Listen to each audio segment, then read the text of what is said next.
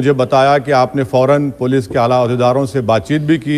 मैं आपका बेहद शुक्रिया अदा करता हूं कि आपने अपनी संवैधानिक जिम्मेदारी को एक रुकने पार्लिमान की जान पर जब कातिलाना हमला किया गया टोल गेट पर, आपने उस बात की, मैं आपका शुक्रिया अदा करता हूं। स्पीकर साहब, मैं मुख्तसर से यहाँ पर ये बात कहना चाहूँगा कि मुख्तलिफ सियासी पार्टियाँ मुख्तलिफ प्रदेश में इख्तिदार पर हैं। ये बात आप तमाम को मैं गोशेगुजार कर रहा हूँ कि आखिर ये कौन लोग हैं जो गोली पर भरोसा करते हैं, बैलेट पर नहीं करते। आखिर ये कौन लोग हैं जो इतना रेडिकलाइज हो चुके हैं कि इनको इस संविधान पर एतमाद नहीं रहा, उनको अंबेडकर के बनाए हुए संविधान के खिलाफ हैं, जो इतनी नफरत पैदा करते हैं। आखिर ये कौन लोग हैं? मैं इसको सियासी गुफ्तगू नहीं करूंगा, ये सबके लिए छोड़ रहा हूं, क्योंकि जहाँ तक मुझे मालूम कि मैं 2 मरतबा का विधायक हूँ, 4 मरतबा का सांसद हूँ, और अगर इस तरह से अगर राजनीति आगे बढ़ेगी कि टोल गेट पर गाड़ी रुकती है और 4 राउंड गोलियां चलाई जाती हैं, आखिर इन नौजवानों को ये कैसे रेडिकलाइज हुए? और मैं सरकार से पूछना चाहता हूं कि क्या उन्होंने ये रेडिकलाइजेशन सैयद कुतुब की किताब पढ़कर रेडिकलाइज हुए, अब्दुल्ला अज़ाम की किताब पढ़कर रेडिकलाइज हुए, या अयमन अल ज़ोहरी की किताब पढ़कर रेडिकलाइज हुए? इसीलिए मैंने सरकार से 2015 में कहा था कि इंटरनल सिक्योरिटी डिपार्टमेंट MHA में, उसमें तमाम मज़ाहिब के लोगों का एक काउंटर रेडिकल सेल बनाइए आप, तीनों पड़ जाएंगे। और सर, ये रेडिकलाइज हो चुके हैं तो भारत की इससे राइट विंग कम्युनिज्म और टेररिज्म बढ़ेगा। मैं आपसे अपील कर रहा हूं कि जो गलती NDA 1 में की थी, आप वही करने जा रहे हैं। आपको नुकसान होगा, आपकी सरकार को नुकसान होगा, देश को तो, देश की सालिमियत को खतरा तो पैदा हो रहा है। सर, मैं आपके जरिए से सरकार को यह भी बताना चाहूंगा कि जिन लोगों ने ये रेडिकलाइजेशन किया है, आप इस पर गौर करिए, इन पर UAPA क्यों नहीं लगाते आप? अगर कोई स्पीच देता है, अगर कोई फेसबुक पर किसी क्रिकेट मैच पर किसी टीम की तायीद करता है तो UAPA लगता है। एक सिटिंग MP के ऊपर UAPA नहीं लगेगा सर। मैं सरकार पर छोड़ता हूं। सर, चौथी बात यह है कि रेडिकलाइजेशन की जब बात होती है, हमने यहां पर एक कांग्रेस के बड़े नेता से सुना कि 2 भारत हैं दौलत के एतबार से। नहीं सर, भारत की दौलत मोहब्बत है। भारत की दौलत पैसों की दौलत नहीं है, भारत की दौलत मोहब्बत है। हां, 2 भारत हैं, एक मोहब्बत पर जो पिछले कई बरसों से आबाद है, और एक नफरत पर भारत बन रहा है। तो क्या आप दौलत की भारत की मिसाल देंगे या मोहब्बत की भारत की मिसाल देंगे?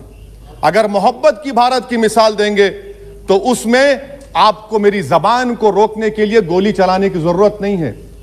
इस 2 भारत को समझने की जरूरत है।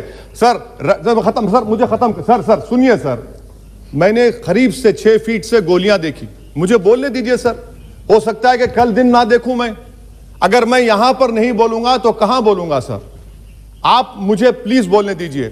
सर, मैं आपसे गुजारिश यह करना चाहूंगा कि आप हरिद्वार में, रायपुर में और इलाहाबाद प्रयागराज में मेरे बारे में क्या कहा गया, आपके नायबी की रिपोर्ट है ना, आप क्यों छुपा रहे उसको?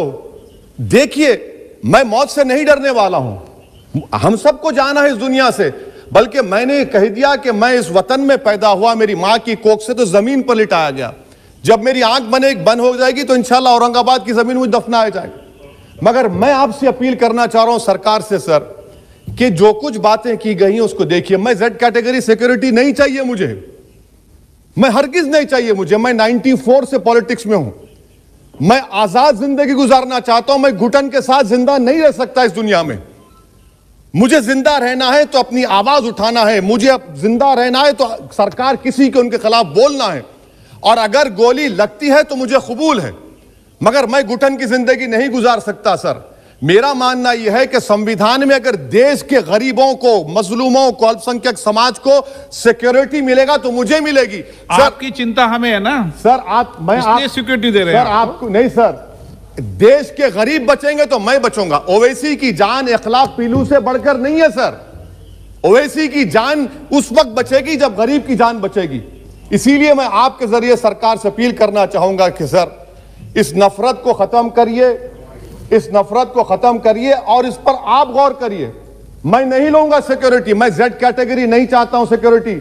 मुझे ए कैटेगरी का शहरी बनाइए आप, मुझे ए कैटेगरी का शहरी बनाइए ताकि मेरी और आपकी जिंदगी बराबर हो।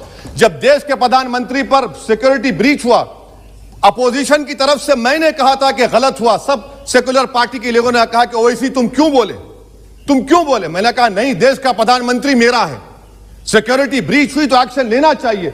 मगर 4 मर्तबा के एमपी पर कोई 6 फीट के फासले से 4-4 गोली चलाता है।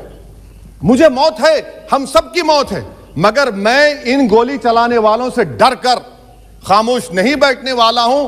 और मैं दुआ करता हूं कि उत्तर प्रदेश में पुरअमन पोलिंग होगी इंशाअल्लाह। उत्तर प्रदेश की जनता गोली चलाने वालों का जवाब बैलेट से देगी, नफरत का जवाब मोहब्बत से देगी और कमजोरों को दबाने का जवाब हिस्सेदारी से देगी।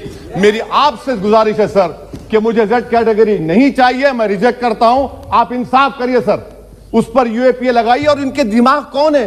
2 लोग रेकी करते हैं, उनको मालूम कि मैं मीरठ किठौर से आ रहा हूं उस टोल गेट पर, और 6 फीट के फासले पर गोली चलाते हैं। तो आप देख लीजिए सर, आप सरकार के हवाले, अगर आप इंसाफ करना चाहें आप इंसाफ कर सकते, मगर रेडिकलाइजेशन आपको नुकसान पहुंचाएगा और इससे राइट विंग टेररिज्म बढ़ेगा। शुक्रिया सर।